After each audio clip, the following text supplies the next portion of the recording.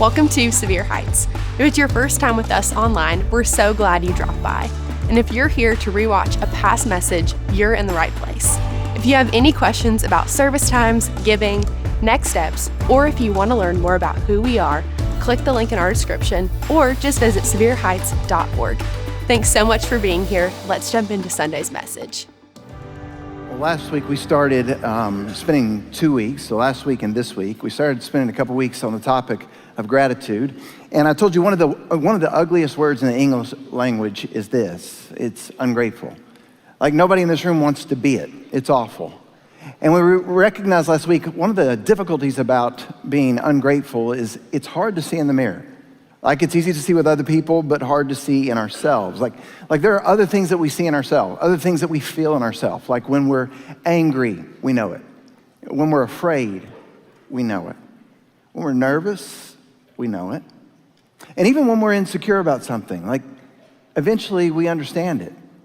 But on behalf of this word, ungrateful, it's tough.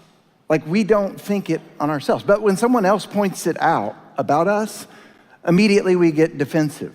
Immediately we respond. Immediately we want to prove them wrong. Now, as adults, we don't usually refer to each other as "you're ungrateful" unless things really peak in an argument. And it may happen for some in this room. It's happened probably a time or two in our family. But typically we refer to people as ungrateful when we're younger, or someone said it about us when we were younger. But when it's said, understand there's something that's really tough with it. Like when someone calls us ungrateful, understand like it feels like they're accusing us of not feeling something. So it's why we get defensive. It's why we immediately in our brain go, man, I'm pretty sure I'm grateful. And we think about we're grateful for this and that and this person and that person. It strikes a chord because none of us think we're ungrateful. It's hard to see when it's in us. And so what we did last week is we started looking at principles on gratitude and understand we're going to continue the conversation this week. Now, last week, we recognized that some of you in the room, like if I was in the audience on a day like this and we're doing a Bible study, I'd say, man, I am so glad such and such is here, right? I am so glad my wife's here, my kids are here. Or perhaps you made this statement, like I really wish someone else was here so they could hear this message. Now, all that's fine and dandy, but today it's not for them.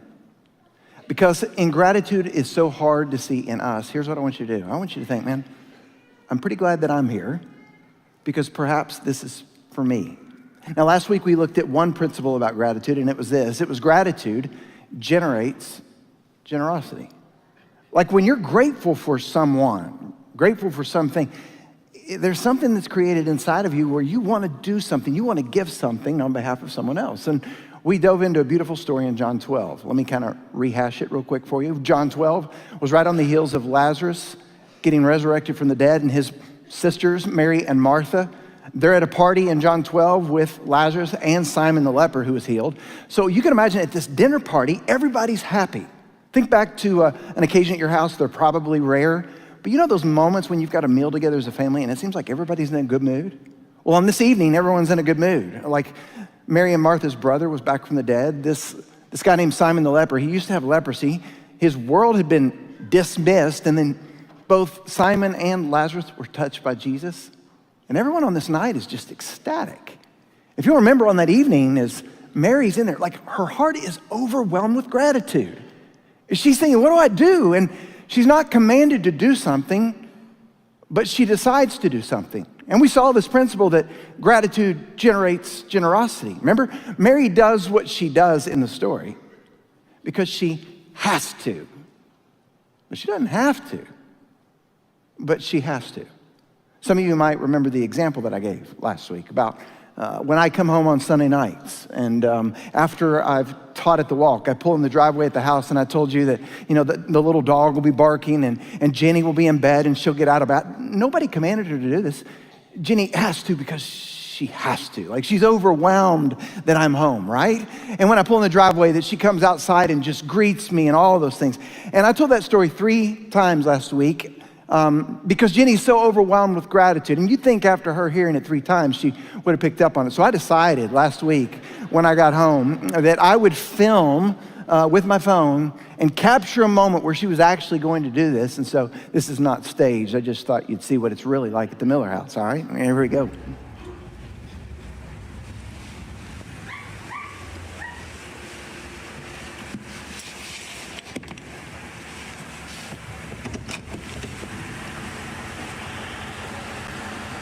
Where is she?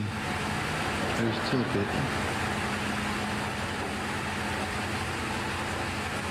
She doesn't have to, but she has to.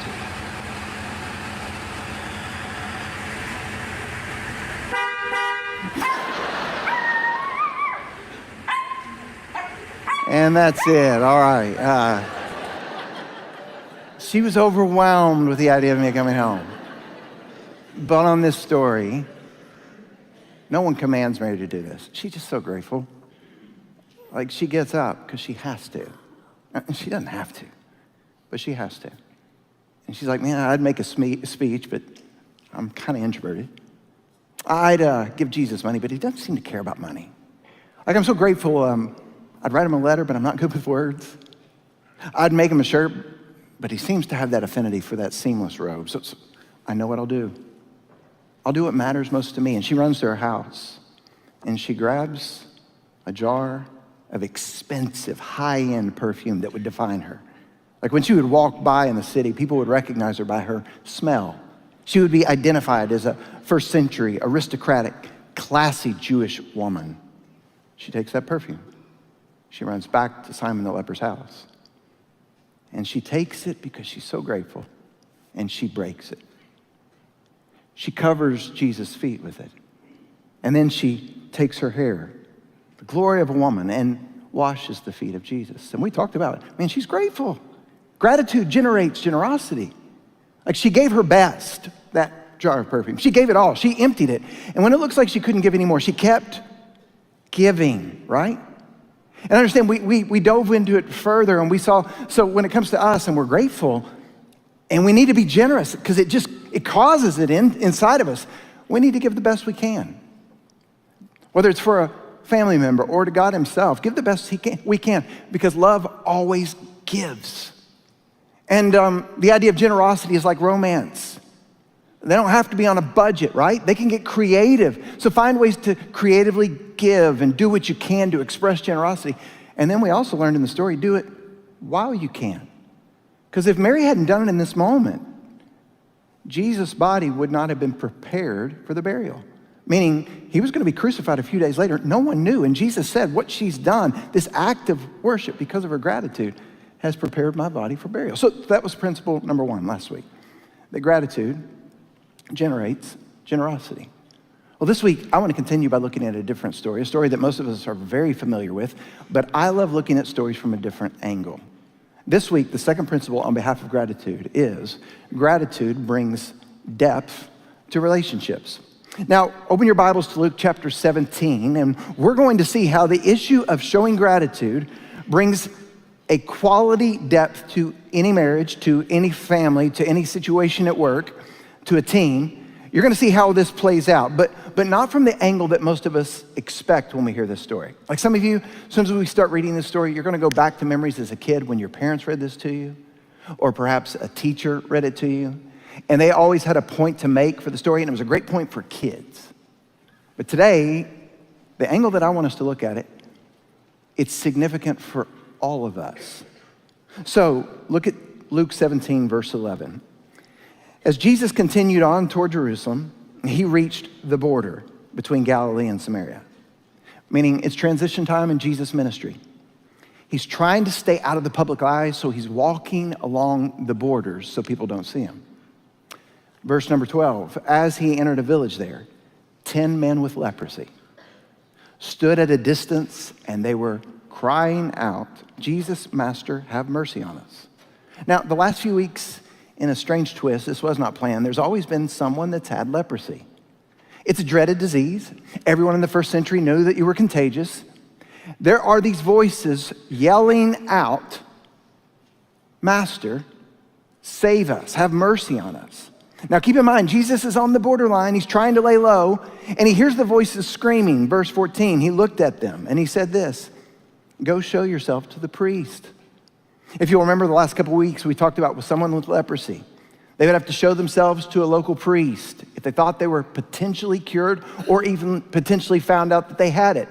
And the local priest would serve as a health inspector, and he'd look you over and he'd say, "Yep, I'm afraid that's it, you're unclean," or "It's not it, you're clean." Or if you had it, by some miraculous chance that you got clean, you'd have to go back to the priest and he'd say, "You're good or bad." Well, Jesus tells these guys, "Go show yourselves." And it's tough. He says, "Show yourself to the priest." It's tough at this moment because these guys still have leprosy. They got nothing to show the priest yet. They're still unclean. Understand, Jesus wants them to do exactly what he wants us to do. He wants them to walk by faith, which simply means, when it comes to anything in life, responding to God in obedience, because you know he'll keep his promise. So on days like today or any day of the week, when you're reading the Bible and you see a truth, and you respond by walking in faith on that truth, even though it's uncomfortable, like you're trusting that God's going to keep his promise. Well, on behalf of these guys, he says, "You guys think you know who I am. You're yelling my name. If you really know who I am, I want you to take me at my word and go ahead, the 10 of you with leprosy, and show yourself to the priest." And as if one person with leprosy going to priest and showing himself that he's healed isn't enough, imagine 10 showing up to a priest, and all 10 of them are miraculously clean. So all 10 of these guys, they decide to make a journey. It's like a small parade. They're ringing their bells. They're making statements unclean, and en route to the priest, verse 14 continues. As they went, they were cleansed of their leprosy. Well, here is where the story gets interesting. Verse 15. One of them, when he saw that he was healed. Now, some of you remember this part, like one of them, not all of them, but one of them. One of them, when he saw that he was healed, came back to Jesus shouting, "Praise God." Like this guy is grateful. He's known as the one that returned. And usually at this point, when we were kids or younger, and we heard a teacher explaining the story, a teacher would look at us and they'd ask these words, maybe the parents, "Why not all 10? And we'd stop there. But instead of stopping there and thinking about why they weren't grateful, let's go in further. He fell to the ground at Jesus' feet and he thanked him for what he had done. This man was a Samaritan. Luke's letting us know, now this guy is grateful. And Luke lets us know he's not even Jewish. He's a Samaritan. So he's an outsider. And after he's finished expressing gratitude, he's so grateful to Jesus, Jesus asks him a super important question that we're going to look at. Verse 17, Jesus asked, "Didn't I heal 10 men? Where are the other 9? Look carefully at those words because we're going to see it again. Didn't I heal 10 men? Where are the other 9? Verse 18, has no one returned to give glory to God except this foreigner? And then Jesus said to the man, stand up and go. Your faith has healed you. End of the story. To which, quite an emotional response by this guy, which causes us to think, man, wow, was only one of them grateful? And how could the other 9, based on how we were taught it as kids, how could those other 9 be so ungrateful? Jesus gave all of them their lives back. Like where they were isolated, they couldn't work, they couldn't be around family and friends. Now, they're going back. They're getting the best gift they could ever get. There would never be another gift anyone could give them that was greater than the touch that Jesus gave them. They got high fives and hugs with everyone. These people, how could they not be grateful? It seems like these 9 just took their toys and went home. Meaning, these 9 went on their merry way. No one even came back of the 9 to say thank you. But here's what's interesting, and I want us to shift. Ready? We wouldn't think this story is about ingratitude if one of the lepers hadn't returned. Like, you understand this, Jesus in the Gospels, Matthew, Mark, Luke, and John, he heals all kinds of people, lots and lots of people. And majority of the people never come back to say thank you. And we never think a thing about it. And they're grateful. They're excited. They take their toys and they run. Like literally a blind man, he just takes off because he can see. He wants to tell his family. Someone that's lame, they start walking. They take off because they want to run. And it's like all these people are grateful. And these 9, we only got a spotlight on them because the one came back to express his gratitude. I'll tell you this, it's hard to blame those 9 for not coming back. Hard to blame them. They missed their family. So consider this, we wouldn't think this story is about ingratitude if one of the guys hadn't returned. But I also want you to think about this.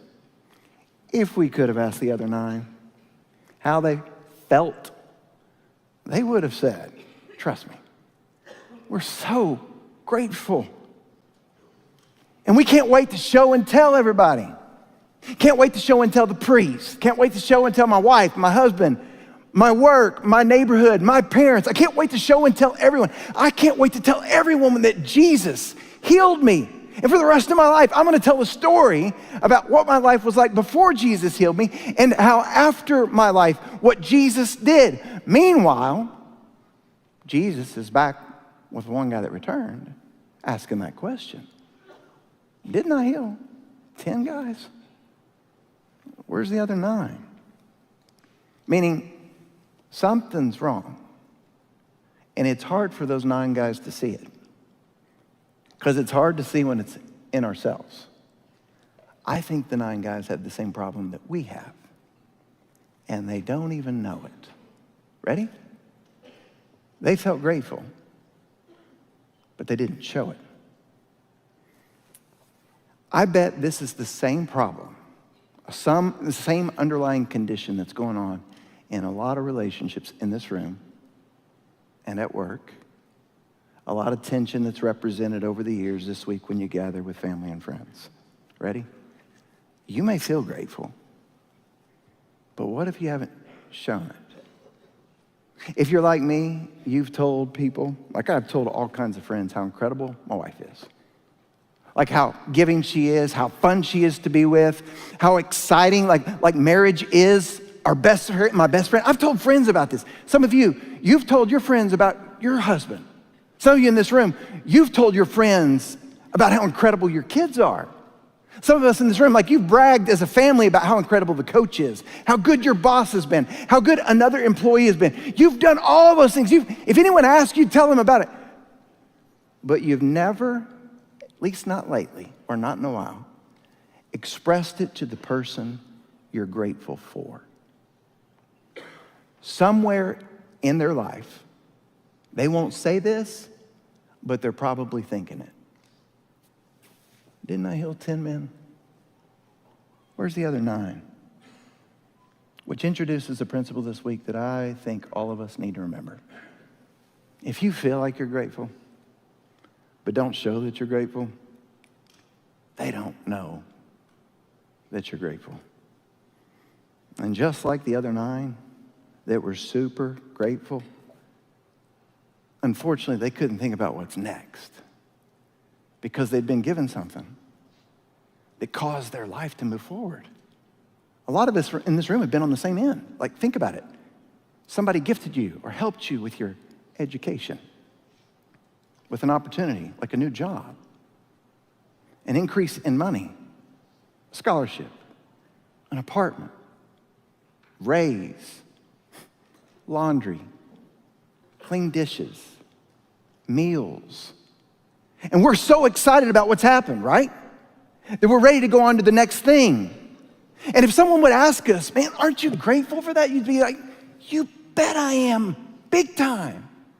The problem is, if you feel like you're grateful, but don't show that you're grateful, they don't know that you're grateful. And the problem is even more, it's so hard to see this in me. It's so hard for you to see this in you. And to make matters worse, think about it. Unexpressed gratitude feels like ingratitude. And some of us have a word for that. It's called entitlement. We'd never say we're entitled, but it shows. Let me try to give you an example. Let's say, on behalf of the moms in the room, let's say they do things for us that we sometimes take for granted. Like, let's say it's things like laundry or dishes, but let's press in hard on behalf of a meal for the family. Imagine this, like moms, they've got their own world, they've got things they need to do on their given days, but they've got their errands, their projects, they're juggling work, they're doing everything, and they want to have a meal for everybody at night. And so imagine that she decides to cut some of her stuff out on her day to get things together for the family. Let's say it's Jenny, okay? And Jenny's decided to cut corners. She's gonna make a meal for the family. She gets home, she rushes, she didn't get her stuff done. She's making a meal inside. Meanwhile, one of the three of us is in the other room on TikTok. The other one is on the phone sending texts, Instagram. The other one's watching Netflix. Quick show, just, I'm tired, all right? So the three of us are doing this. Well, Jenny's getting this meal together. She cut corners for herself. She finally has the meal ready, and she decides to say, hey, everybody, Tim, Elon, Silas, meal's ready, dinner time. And we don't go in there immediately. We're still in there doing our thing because we're caught up. We're taking a little bit of a breather. Jen likes for the food to be served while it's warm, right? It's kind of the part that she appreciates. And she yells again. Well, we come in the other room and somebody brings a phone, right? Somebody says, can I go take mine in the other room and watch Netflix and finish the show? And all of a sudden, it just gets quiet and we eat. And man, it's good. Like we put it away quick, right? And before long, we kind of push away and everybody goes back to TikTok socials and to a show, back to kind of getting a little rest. And Jen is real quiet.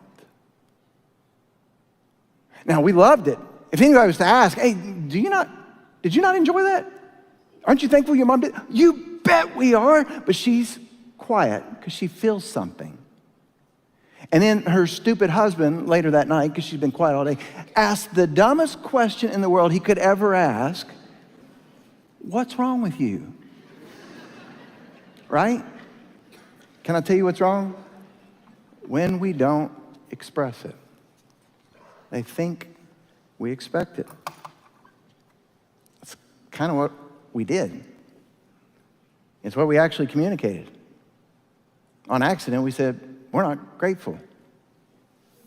On accident, we said, after all, that's what she's supposed to do. Mom, as a wife. Now, we'd never say that. But it's what we communicated. And Jen feels something none of us intended that she would feel. Understand, when it comes to this issue, it's not just moms with food. It can be a boss with something at work. It could be dads with the family consistently asking for money. If gratitude isn't expressed, it doesn't feel like it exists. Case in point, Jesus said, didn't I heal 10? Where are the other 9? But wait, they're over there giving high fives and hugs. They're pumped, they're excited. Don't forget, in the days ahead, if you feel like you're grateful, but you didn't show that you're grateful, that person doesn't know that you're grateful. Well, think about last week again when we went to John 12. We saw Mary with the perfume.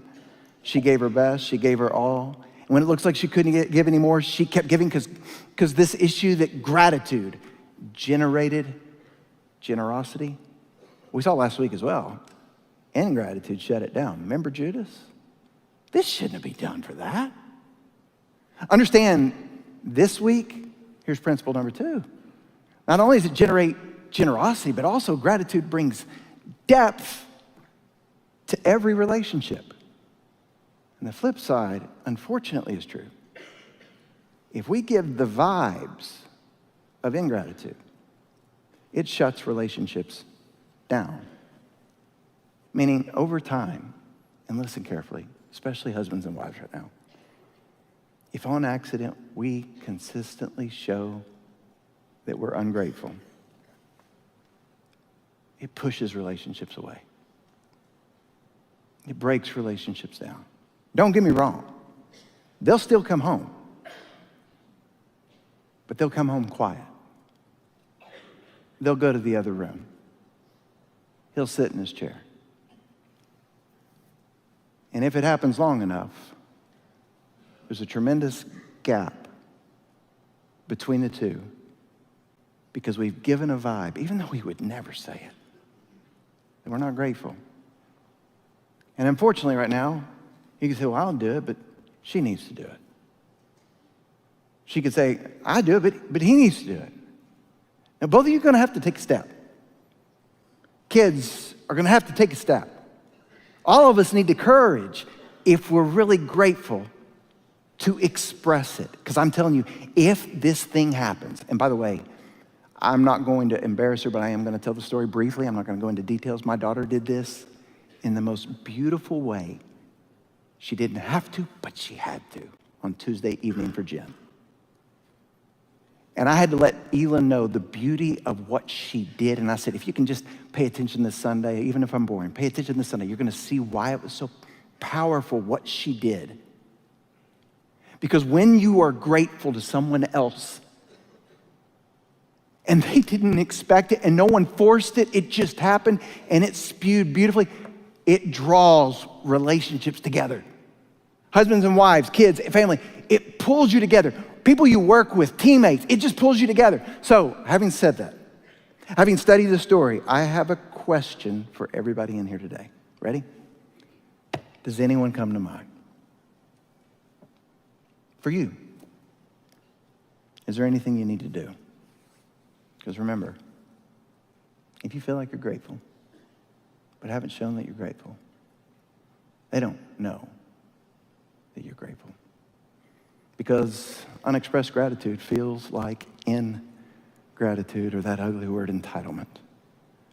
And if you and I don't express it, it's like it doesn't exist. One more thing, we'll wrap it up. Everybody in this room's been to a birthday party for a little kid, or a bunch of their friends show up. Let's say it's your nephew, your niece. Let's say it's a neighbor, your kid, grandkids. Everybody's been to a party for a little boy. And let's say the little boy gets a gift from one of his friends, and it's in a box about this big, and it's wrapped up. And he's so excited. Everybody's watching. He's opening this thing, ripping the paper. And you can tell by the shape of the box, there's like a bulge around the edges. And this kid's a basketball freak. It's a basketball. He's going crazy, rips open the box, grabs the ball, starts dribbling, goes in the other room.